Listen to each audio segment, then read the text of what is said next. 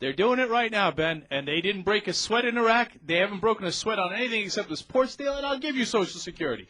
I'll full out give it to you. 2 things out of 6 years, and you say all of these are like this is an exception because the American people aren't paying attention, because normally the rule is you have to look at the popularity and the poll numbers, and if the people don't support it, then da-da-da-da, and they don't support the administration, so it's harder. But it doesn't seem hard at all. They keep doing it every single day. Let me tell you the poll numbers today, by the way.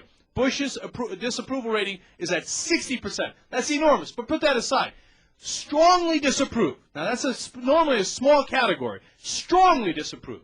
The highest it's ever been for any American president is at one point Nixon topped out at 48% strongly disapprove. On the day of his resignation, he was at 46% strongly disapprove. On the day of his resignation, George Bush today is at 44% strongly disapprove. No one, it is historically low poll numbers, and yet on a fundamental issue of, spying on America's constitutional rights, breaking the federal law, this gets a president impeached. He broke a federal law. This should get a president impeached. On this fundamental issue, easily mows over the Republicans, and every one of them says, thank you, sir. May I have another? What else would you like? I'll do anything you like. But you think they're definitely going to draw the line on Iran. Am I not speaking freaking English, both of you?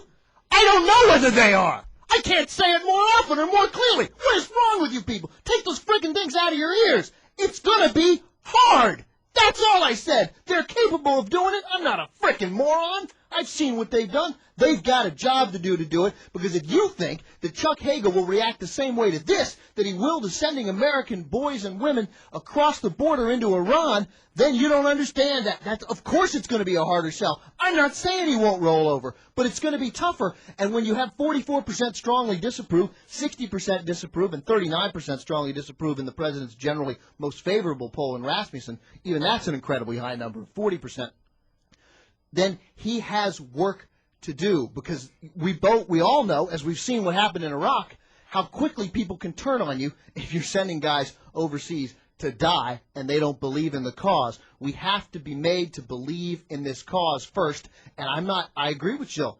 They're trying, but they haven't done it yet, and they'll have to do a better job. They're quite capable of it. They're quite capable of making something up. Obviously, they're capable of making something up. They did it before. So I don't think anybody is going to roll over or anything. I don't know. I just know it's harder, and they haven't done a good enough job yet. They did a great job on Iraq, because you and I sat here and watched Colin Powell at the United Nations, and we thought, wow, he's got secret evidence. I don't want Iraq to have weapons of mass destruction. We didn't think the invasion was a good idea because we can't be a first-strike nation. But it is very different than what's happened so far here. Doesn't mean it's not going to happen.